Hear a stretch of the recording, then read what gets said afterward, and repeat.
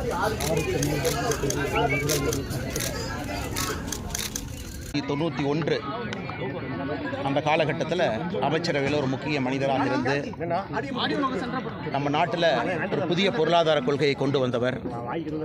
அதன் பிறகு 10 ஆண்டுகள் நம்முடைய பாரத நாட்டினுடைய பிரதமராக 2004 14 வரை நம்முடைய அன்பையெல்லாம் பெற்றவர். இன்று நம்மோடு இல்லை. அவருக்கு பாரதிய ஜனதா கட்சியின் சார்பாக ஐயா டாக்டர் மன்மோகன் சிங் அவர்களுக்கு எங்களுடைய ஆழ்ந்த இரங்கல்களை தெரிவித்துக் கொள்கின்றோம். வருகின்ற நாட்களில் எப்பொழுதுமே அவர் நம்முடைய நாட்டிற்கு வகுத்து கொடுத்த பொருளாதார கொள்கையை எப்பொழுதும் நன்றியுடன் நாங்கள் நினைவு கூறுவோம். அதே நேரத்தில் அன்பு சொந்தங்களே, நாங்கள் இன்றைக்கி எடுத்திருக்கக்கூடிய இந்த போராட்டம் வருகின்ற காலத்தில் இன்னும் தீவிரப்படுத்தக்கூடிய போராட்டம் என்பது ஏதோ ஒரு தனி மனிதனை சார்ந்தோ ஒரு தனி மனிதனுக்கு ஆட்சியாளர்கள் மீது இருக்கக்கூடிய கோபத்தை காட்டவோ இந்த போராட்டம் கிடையாது. கண்முன்னால் அடுத்த தலைமுறை அழிந்து கொண்டிருப்பதை பார்த்து கொண்டிருக்கின்றோம்.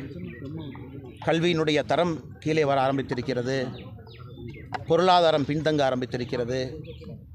எல்லாவற்றுக்கும் மேலாக அந்த காலத்தில் நம்ம போரில் சொல்லுவோம், ஒரு போராக இருந்தாலும் கூட ஒரு பெண்ணின் மீது கை வைக்கக்கூடாது என்பது நம்முடைய மரபு, இந்த மண்ணினுடைய மரபு.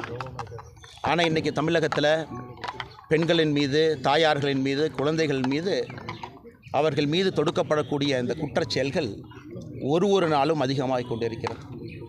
இன்றைக்கி தவ வேள்வியாக இந்த போராட்டத்தை நாங்கள் முன்னெடுத்திருக்கின்றோம். எதற்காக 6 சாட்டை அடி? எல்லாருக்கும் ஒரு காரணம் இருக்குங்க.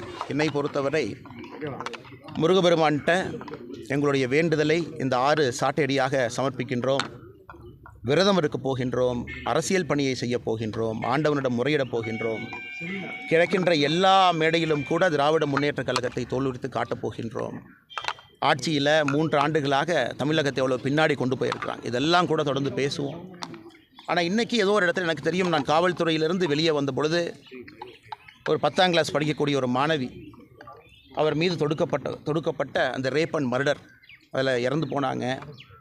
அன்றைக்கி நாங்கள் குற்றவாளியை கண்டுபிடித்த பிறகு அந்த சகோதரனுடைய தாயார் எங்கிட்ட கேட்டாங்க, அண்ணே நீங்கள் குற்றவாளியை பிடிச்சி கொடுத்துட்டீங்க, திரும்ப என் பொண்ணை கொடுங்க அப்படின்னு. அது ஏற்படுத்திய ஒரு தாக்கம் என்னை இங்கே என்னோட இருக்கக்கூடிய அந்த சகோதரிகளோடு இணைந்து பாரதிய ஜனதா கட்சியிலே பயணம் செய்ய வைக்க ஆரம்பித்தது. இன்றைக்கி அதே போல் ஒரு நடக்குது, அதை நாம் பார்த்து கொண்டிருக்கின்றோம். ஒரு சாதாரண அரசியல்வாதிகளைப் போல் ஏதோ பேசிட்டு நாமளும் கடந்து போயிடுறோம். அடுத்த நிகழ்வு வரும்பொழுது மறுபடியும் அதை பற்றி பேசுகிறோம். அது என்னால் பொறுத்து கொள்ள முடியவில்லை. ஒரு தாக்கத்தை அது ஏற்படுத்தி இருந்தது. அதனால் நல்லா யோசித்து தான் அந்த முடிவுக்கு வந்திருக்கிறோம். காலனியை நேற்றே கழட்டி வச்சுட்டேன். திமுக ஆட்சியிலிருந்து நகரும் வரை அந்த காலனியை நான் அணியப் போவதில்லை. இது ஒரு வேள்வியாக, தவமாக, தமிழக மக்களுக்காக இதை செய்ய வேண்டும் என்று எங்களுடைய எண்ணம். அதை செய்கின்றோம். எங்களுடைய கட்சி தலைவர்கள், தொண்டர்கள் எல்லோருக்கும் என்னுடைய அன்பான வேண்டுகோள், கடுமையாக உழையுங்க, வேலை பாருங்கள், ஃபீல்டில் இருங்க, மக்களோடு இருங்க, ஒரு மாற்றத்தை கொடுப்போம். அதே நேரத்தில் ஐயா டாக்டர் மன்மோகன் சிங் அவர்கள் இறந்த காரணத்திற்காக, இறைவனடி சேர்ந்த காரணத்திற்காக இன்று பாரதிய ஜனதா கட்சியின் சார்பாக ஏற்பாடு செய்யப்பட்டிருந்த போராட்டங்கள் எல்லாமே ஒத்திவைக்கப்பட்டிருக்கிறது. புதிய தேதி அன்றைக்கி மத்தியானத்துக்குள் அறிவிப்போம். காரணம், இந்திய அரசு 7 நாட்கள் அஃபீஷியலாக மௌனிங் சொல்லியிருக்கிறாங்க. துக்கம் அனுசரிப்பதற்காக 7 நாட்கள் சொல்லியிருக்கிறாங்க. அதை பார்த்து கொண்டு எங்களுடைய அமைப்பு பொதுச் செயலாளர் கேஷ் விநாயகம்ஜி அவர்கள் புதிய தேதி அறிவிப்பார். அது உடலை நம்முடைய மண்ணில் உடலை வருத்தி ஒரு விஷயத்தை நீங்கள் முறையிடும் போது அதற்கான ஒரு பலமும் சங்கல்பம் இருக்கும் என்பது என்னுடையது. நீங்கள் கேள்வி கேட்குற அண்ணன், நீங்கள் சபரிமலைக்கு மாலை போட்டிருக்கீங்க, நீங்களும் உடலை வருத்தி தான் மாலை போடுறீங்க. எதிர்பார்ப்பு இதில் ஆண்டவன்ட்டு போய் நம்ம எதுவும் கேட்க போகிறதில்ல, நமக்கு தனிப்பட்ட முறையில் எதுவும் கேட்பதில்லை. உடலை வருத்துவது என்பது நம்முடைய பாரம்பரியத்தில், தமிழ் மரபில், இந்த மண்ணில் அது ஒரு சாதாரண நிகழ்வு தான். விரதம் இருப்பதிலிருந்து எல்லாமே. முருகபெருமானுக்கு 6 சாட்டையடி என்பது அது எனக்கு நானே கொடுத்து கொண்டிருக்கக்கூடிய சாட்டையடி என்று சொல்வதை விட சமுதாயத்தில் ஏற்படக்கூடிய அவலங்கள் எல்லோருக்கும் சேர்த்து தான் அந்த சாட்டையடி எனக்கு கிடச்சிக்கிட்டேங்கண்ணா. அதனால் வருகின்ற காலத்தில் இது ஏதோ மறுபடியும் திமுக மேலே வெறுப்போ அல்லது இங்கே இருக்கக்கூடிய ஒரு தனி மனித வெறுப்போ கிடையாது. இந்த ஆட்சி போகணுங்கண்ணா. ரொம்ப தவறு பண்ணுறாங்க. அறவழியில் போராட்டம் செய்தாலும் கூட அதற்கும் வாய்ப்பில்லை, பேச முடியல, எந்த விஷயத்தையும் செய்ய முடியல. எதெடுத்தாலும் கூட அவச்சொற்கள், பழிச்சொற்கள், போட்டிக்கு போட்டியாக தரைகுறைவாக நடத்துதல், இதுதான் இன்றைக்கி 3 வருஷமாக நம்ம பார்த்துக்கிட்டு இருக்கோம். அதனால் உடலை வருத்துவது என்று நான் சொல்லவில்லை. இது தமிழ் மண்ணினுடைய மரபு. அதைத்தான் நாங்கள் கடைப்பிடிக்க ஆரம்பித்திருக்கின்றோம். நேற்று கமிஷனர் பேசும்போது ரொம்ப கேஷுவலாக சொல்கிறார், அதாவது போயிடுச்சு என்ன பண்ண முடியும் அப்படிங்கிற மாதிரி சொல்லியிருக்காரு கமிஷனர், சென்னை கமிஷனர். அண்ணா, கமிஷனர் பேசுனதில் ரொம்ப முக்கியமான விஷயத்தை மட்டும் உங்கள் முன்னால் நான் வைக்க விரும்புகின்றேன். நான் ஒரு தனிப்பட்ட முறையில் ஒரு ஐபிஎஸ் அதிகாரியோ தனிப்பட்ட முறையில் அந்த காக்கி உடைக்கு பின்னாடி இருக்கக்கூடிய ஒரு அதிகாரியோ நான் குறை சொல்ல விரும்பலை. அந்த சம்பந்தப்பட்ட பெண் விக்டிம் யார் இருக்காங்களோ எங்களுடைய நடவடிக்கையின் மீது திருப்தியாக இருக்கிறாங்க அப்படின்னு ஒரு வார்த்தையை பயன்படுத்துகிறாங்க. அதை மட்டும் நான் திரும்ப காவல்துறையை கேட்குறேன், இந்த வார்த்தையை பயன்படுத்தலாமா? அவ்வளோ ஒரு இன்னலை சந்தித்த ஒரு பெண், அந்த கொடூரமான அந்த எஃப்ஐஆரை படித்து பார்த்தாவே கண்ணில் தண்ணி வராமல் யாரும் இங்கே இருக்க முடியாது. அவங்க காவல்துறையின் மீது திருப்தியாக இருக்கிறாங்களா? காவல்துறையின் மீது எப்படி திருப்தியாக இருந்திருப்பாங்கன்னா, இந்த கயவன் முதல் முறை செய்த பொழுதே உள்ளே அனுப்பிச்சிருந்தா திருப்தியாக இருந்திருப்பாங்க. ஏன்னா 2வது முறை இந்த குற்றம் நடந்திருக்காது. அண்ணா யூனிவர்சிட்டியில் எல்லா சிசிடிவி கேமராவும் ஃபங்க்ஷனிங்கிலிருந்து அவன் உள்ளே வராமல் இருந்தால் திருப்தி அடைஞ்சிருப்பாங்க. அதே நேரத்தில் தனிப்பட்ட முறையில் ஒரு சகோதரி, ஒரு பெண், அவருடைய நண்பரோடு தனிப்பட்ட முறையில் அவருக்கான முழு சுதந்திரம் இருக்குது. அந்த சுதந்திரத்தை யாரும் கெடுக்காமல் இருந்தால் திருப்தி அடைஞ்சிருப்பாங்க. அதனால் அது போன்ற வார்த்தைகளை பயன்படுத்துகிறாங்க காவல்துறை. இதெல்லாம் ஒரு கண்ணியமிக்க ஒரு பதவி. அந்த பதவி பொறுப்பு நம்ம கொடுக்குறதே ஒரு கஷ்டமான எக்ஸாமை பாஸ் பண்ணி மக்களை பாதுகாக்க வேண்டும் என்பதற்காக. ஒரு இஷ்யூவை ட்ரிவலைஸ் பண்ணுறக்கோ நார்மலைசேஷன் பண்ணுறக்கோ, இவ்வளோ பெரிய ஒரு இஷ்யூவை சாதாரணமாக கடந்து போவதற்கு காவல்துறை நண்பர்கள் முயற்சி எடுத்து கொண்டிருக்கின்றார்கள். எப்பொழுதும் உங்களுக்கு தெரியும், காவல்துறையை குறை சொல்பவன் அல்ல, குற்றம் சொல்பவன் அல்ல. இது சிஸ்டமிக் ஃபெயிலியர். சிசிடிஎன்எஸில் அந்த மாதிரி லீக் ஆக வாய்ப்பே இல்லைன்னா சிஸ்டம் எல்லாம் கிளிச் ஆகாது. நானும் அங்கே இருந்திருக்கின்றேன், பணியாற்றி இருக்கின்றேன். அது ரொம்ப செக்யூர்டான சிஸ்டங்கன்னா, நீங்கள் எஃப்ஐஆர் லாக் பண்ண உடனே அது ஆட்டோமேட்டிக்காக சர்வருக்குள்ளே அப்லோட் ஆயிருங்கன்னா அவ்வளோ ஈஸியாக யாரும் எடுக்கவே முடியாது. யாராச்சும் இதை டவுன்லோட் பண்ணி வெளியே கொடுத்தா மட்டும்தான் விக்டிமுக்கு ஒரு காப்பி போகும், கோர்ட்டுக்கு ஒரு காப்பி போகும். இதுதான் ஜென்ரலாக இருக்கக்கூடிய நடைமுறை. ஆனால் இன்றைக்கி அந்த எஃப்ஐஆர் வெளியே வந்திருக்கு. அந்த எஃப்ஐஆரில் நீங்கள் அதை படித்து பார்த்தீங்கன்னா அந்த சகோதரியினுடைய வாழ்க்கையே நாசம் பண்ணிட்டாங்க. 7 தலைமுறைக்கு வாழ்க்கையை நாசம் பண்ணிட்டாங்க செல்ஃபோனோட. இதற்கெல்லாம் தான் பதில் எதிர்பார்க்கின்றோமே தவிர ஒரு இஷ்யூவை ட்ரிவிலைஸ் பண்ணுறக்கோ அதை கேஷுவலாக எடுத்துகிட்டு போகிறதுக்கோ மக்கள் எதிர்பார்க்கவில்லை. மறுபடியும் சொல்லுகின்றேன், தனிப்பட்ட முறையில் காக்கி உடைக்கு பின்னால் இருக்கக்கூடிய ஒரு சகோதரனோ சகோதரிகிட்ட கோவம் இல்லைங்க. இப்போ நான் கோவமே காக்கி உடையின் மீது. ஒரு சிஸ்டமிக் பிரச்சனையில் காக்கி உடை மாட்டி இருக்குது, கைகள் கட்டப்பட்டிருக்கிறது, சுதந்திரம் இல்லை, ஆட்சியாளர்களை பார்த்து நின்று கொண்டிருக்கின்றார்கள், சுதந்திரமாக முடிவெடுக்க முடியல. அதைத்தான் நான் சொல்லுகின்றனோ தவிர வேறு யாரையும் நான் குற்றம் சுமத்தவில்லை. அதற்கான காலம் வரும், எங்களுக்கும் மக்கள் வாய்ப்பு கொடுப்பார்கள். அன்னைக்கு காவல்துறையை நாங்கள் சீர்படுத்தி காட்டுவோம். நீங்கள் வந்து சாட்டையில் அடிச்சுக்கிட்டீங்க. இதே மாதிரி நீங்கள் தேர்தல் நிற்கும் போது கூட உங்களுடைய தொண்டர் ஒருத்தர் வந்து கையை வந்து அறுத்துக்கிட்டாரு. இந்த மாதிரி வந்து தன்னைத்தானே வருத்திக்கிட்டு நீங்கள் பண்ணுறதை வந்து நாளைக்கு வந்து உங்கள் தொண்டர்கள் ஃபாலோ பண்ணாங்கன்னா, இது சாட்டையில் அடிப்பதுங்கன்னா தமிழ் மரபில் நம்முடைய பாரம்பரியத்தில் தினமும் நடப்பது தான். தாத்தாலேருந்து எங்கள் அப்பாலேருந்து எல்லாமே காவடி எடுக்கிறாங்க, பண்ணுறாங்க. அதைத்தான் நான் எடுத்திருக்காங்கண்ணா. நாம் ஆண்டவனுக்கு ஒரு வேள்வியாக இதை செய்கின்றோம். ஒரு தனி மனிதனை உயர்த்தியோ புகழ்ந்தோ தாழ்த்தியோ நாம் செய்யலை. ஆனால் தனி மனிதனுக்காக யாரும் செய்யாதீங்க, ஆண்டவனுக்காக நம்ம செய்கிறது தான் நானும் செஞ்சுருக்கிறேங்கன்னா. இன்றைக்கி என்னை வருத்தி கொண்டிருப்பதுன்னு சொல்கிறத விட ஆண்டவனுக்கு இதை சமர்ப்பித்திருக்கின்றோம். அந்த அறவழியில் போகிறோம். நாங்களும் தவறுகள் செய்திருக்கலாம், தெரிஞ்சோ தெரியாமலையோ. இந்த சாட்டடியை வந்து எங்களுக்கும் ஒரு பாடமாக இருக்கட்டும், அப்படி எடுத்துக்கங்க.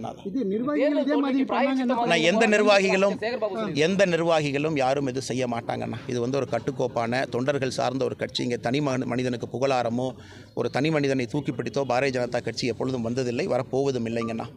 அதனால் எல்லா தொண்டர்களுக்கும் அன்பான வேண்டுகோள், அறவழியில் போராடுங்க, ஆண்டவனோடு உங்களை சமர்ப்பியுங்கள், நல்ல ஒரு வழி கிடைக்கும். அதற்காக தொடர்ந்து களத்தில் இருங்க அப்படிங்கிறத என்னுடைய அன்பான ஆனால் தேர்தல் தோல்வியில் எனக்கு ரொம்ப பெருமை தாங்கண்ணா. தோல்வி வெற்றியெல்லாம் பெருமைண்ணா. சொந்த காசு யாருக்கும் ₹1 பணம் கொடுக்காமீங்கன்னா, நேர்மையாக நின்னேன். சாராய் விற்று வந்த காசில் ஓட்டுக்கு பணம் கொடுக்கலிங்கன்னா, கோயிலில் பஞ்சாமிரதம் வைக்கிற கமிஷனில் பணம் கொடுக்கலிங்கன்னா, நேர்மையாக விவசாயத்தில் இருந்து வர்ற ஒரு ஆள் நிற்கிறேன். அடுத்த 2026 தோல்வி வந்தாலும் அதை ஏற்றுக்கிறேன். அதை பற்றிலாம் எங்களுக்கு கவலை இல்லைண்ணா. இந்த வழியில் தான் நாங்கள் போவோம். வெற்றி தோல்வியெல்லாம் 2வது. அரசியல் இருப்பது அண்ணன் சேகர்பாபு அவர்கள் சொல்வது போல், வேறு தலைவர்கள் சொல்வது போல் ஜெயிச்சுட்டு முதலமைச்சர் போகிற ஜீப்பில் சைடில் தொத்திக்கிட்டு அப்படியே கூட போய் ஏதாச்சும் பஞ்சாமிரத கமிஷன் கிடைக்குமா, அதுக்காக இங்கே நாங்கள் இல்லை. நாங்கள் இங்கே இருப்பது வெற்றி தோல்வியை தாண்டி தமிழ் சமுதாயத்தை சீர்திருத்த வேண்டும், இந்த மண் இழந்த பெருமையை நிற்க வேண்டும் என்பதற்காக. அதனால் சேகர்பாபு எனக்கு சொல்கிறேன், அடுத்த முறை இதே மாதிரி தான் நிற்பேன், பணம் கொடுக்காம தான் நிற்பேன். மறுபடியும் நீங்கள் சாராய வத்த காசெல்லாம் கொண்டு வாங்க, பணத்தை இறைங்க, 500 கோடி செலவு பண்ணுங்கள். கோயம்புத்தூர் எவ்வளோ செலவு பண்ணாலும் உங்களுக்கும் தெரியும், எனக்கும் தெரியும். வாங்க பார்த்துக்கலாம். மக்களின் மீது மட்டும்தான் நம்பிக்கையோ தவிர வேறு யாரின் மீது நம்பிக்கை இல்லை. வந்து ஏற்கனவே இந்த குற்றவாளி இதே மாதிரி சம்பவத்தில் ஈடுபட்டிருக்காங்க, அப்போ சரியான நடவடிக்கை இல்லாதனால தான் மீண்டும் பண்ணியிருக்காங்கன்னு ஒரு குற்றச்சாட்டு. நேற்று நான் ரொம்ப தெளிவாக அதை பற்றி பேசினாங்கல்லங்கண்ணா. அப்போ நீங்கள் நடவடிக்கை எடுத்திருந்தால் 2வது முறை இது நடந்திருக்காது. மாநில தலைவராக நீங்கள் வந்து இந்த போராட்டங்கள், அதாவது ஆளும் அரசுக்கு எதிராக வந்து பல்வேறு நடவடிக்கைகள் இறங்குறீங்க. ஆனால் அதே சமயம் ஒரு கட்சியோடைய மாநில தலைவராக இருக்கும் போது அது ஒரு வெங்காய பதவி, இந்த அரசியல் வந்து இப்படியே தான் இருக்குது அப்படிங்கிற மாதிரி. ஆனால் எல்லா பதவியும் வெங்காய பதவி தான். என்ன காரணம்னா வெங்காயத்தை உரிக்க ஒன்றுமே இருக்காது. அடிப்படையில் எல்லோரும் தொண்டர்கள் தான். அந்த பதவிக்கு கௌரவங்கிறது நீங்கள் ஒரு சேரை போட்டு அதுக்கு ஒரு அலங்காரம் பண்ணி அது தேவையில்லை என்று எப்போதும் நான் சொல்கிறேன். வெங்காய பதவி இன்றைக்கி சொல்ல எப்போதும் சொல்கிறது தான். வெங்காயத்தை உரிக்க உள்ள எதுவுமே இருக்காது. அதான் பதவி. அந்த பதவிக்காக நாம் ஒரு விஷயத்தை தொத்திக்கிட்டு இருக்க முடியாதுங்க. எல்லோருக்கும் அதான் சொல்கிறேன். இன்றைக்கி அமைச்சர்னு அவங்க நீங்கள் அண்ணன் சொல்கிறாங்க, அமைச்சர் சொன்னாங்க, அது வெங்காய பதவி. எத்தனை நாளைக்கு அது இருக்க போகுது? வெங்காயத்தை உரிக்கிற மாதிரி நாளைக்கு காலையில் ஒன்றும் இல்லாமல் போகும். அடிப்படையில் நாம் எல்லோரும் தனி மனிதர்கள் தான். பொறுப்பு வரும், பொறுப்பு போகும். பதவியில் இருக்கி அதை தாழ்ந்த வார்த்தையாக பார்க்கலிங்கண்ணா. அது ஒரு வழக்கச் சொல்லாக வழக்கத்திலே, கோபத்திலே, ஒரு ஆற்றாமையிலே சமுதாயத்தின் மீது ஒரு மக்களுக்கு இதெல்லாம் நடக்குதுன்னு நீங்கள் அவங்கள்ட்ட எடுத்து சொல்லும் பொழுது இதெல்லாம் சாதாரணமாக பயன்படுத்தக்கூடிய வார்த்தைகள். அதில் எந்த தவறையும் நான் பார்க்கவில்லைங்கண்ணா. திருமணம் வந்து இது நகைச்சுவையாக இருக்குது அப்படின்னு பரவாயில்லைங்கண்ணா. அண்ணன் நகைச்சுவையாக இருப்பவர்களுக்கு நகைச்சுவையாக இருக்கட்டும், சீரியஸாக இருக்கவங்க சீரியஸாக இருக்கட்டும். இதை வந்து இறைவனுடைய பாதையில் எடுத்துறவங்க இறைவனுடைய பாதையில் எடுத்துக்கிட்டோம். நாங்கள் யாரையும் எங்கள் பாதைக்கு வாங்கன்னு திருமாவளவன் நான் சொல்லவே இல்லையாங்கண்ணா. நாங்கள் இப்படி என்று சொல்லுகின்றோம், அவ்வளோதான். மேடம் சொல்லுங்கள் மேடம். சார், லண்டன் போயிட்டு திரும்பி வந்தாலும் உங்களுக்கு ஏதோ ஆயிடுச்சு அப்படின்னு பல கட்சிகள் வந்து விமர்சனம் வைக்கிறாங்க லண்டன் போயிட்டு வந்ததுக்கு அப்புறம் அண்ணாமலைக்கு ஏதோ ஆகிவிட்டதுங்கிறார். இன்னும் கொஞ்சம் நல்லவனாக இருக்குன்னு நினைக்கிறேன் சார். சில விஷயங்களை பரப்பி வச்சிருக்கிறாங்க. இது செருப்பு கழட்டினோடனே ஷூ கழட்டினோடனே நான் போன சர்ச்சு தாங்கண்ணா. ஏன்னா ஸ்கெட்யூல் அது இருந்துச்சு. ஃபாதரை போய் பார்த்து கிறிஸ்மஸ் வாழ்த்துக்களை சொன்னேன். எல்லாமே ஆன்மீக அரசியலாக தான் பார்க்குறோம். நன்றிங்க. உங்கள் செயல்கள் சமூக வலைதளத்தில் கடுமையாக விமர்சிக்கப்படுது, அதை எப்படி பார்க்குறீங்க? விமர்சனம் அதுக்கெல்லாம் இல்லை. பாராட்டுறது விமர்சனம் எல்லாம் நான் எப்பவுமே பார்க்குறது இல்லை. நான் சமூக வலைதளத்தில் போய் என்ன போடுறாங்கன்னு கேட்குறது இல்லை. இதுதான் எங்களுடைய பாதை. இந்த பாதையில் தான் நாங்கள் போக போகிறோம். அதே போல முன்னாள் ஐபிஎஸ் அதிகாரி இப்படியெல்லாம் நடந்துக்கிறாரு அப்படின்னு ஒரு அதே மாதிரி லண்டன் போயிட்டு இருந்தது இது மாதிரி கோவில் போகிறதுக்கான யாருங்கண்ணா? கோயிலுக்கு போகிறது தப்பாங்கண்ணா? இல்லை லண்டன் போயிட்டு வந்ததுக்கப்புறம் பெசன்ட் நகர் சர்ச்சில் போய் 1.5 மணி நேரம் முழுமையாக கிறிஸ்மஸ் மாஸ் அட்டன் பண்ணேன், அது தப்பா? இல்லை நேற்று குருதுவாரா போய் அவங்களுடைய பிரார்த்தனை முழுவதுமாக அமர்ந்திருந்தோம். காரணம் 1704 கடைசி குரு கோபிந்த் சிங்கினுடைய 2 பசங்களை அவுரங்கசீப் அவர்கள் செவுத்தில் வச்சு போச்சாங்க. அதற்காக அவங்களோடு போய் அதை அனுசரிச்சுட்டு வந்தோம். அதெல்லாம் தவறா? அதனால் சொல்கிறவங்க சொல்லட்டுங்கன்னா நம்ம பாதையில் நம்ம பயணிப்போம். நன்றிங்கண்ணா. வணக்கம்.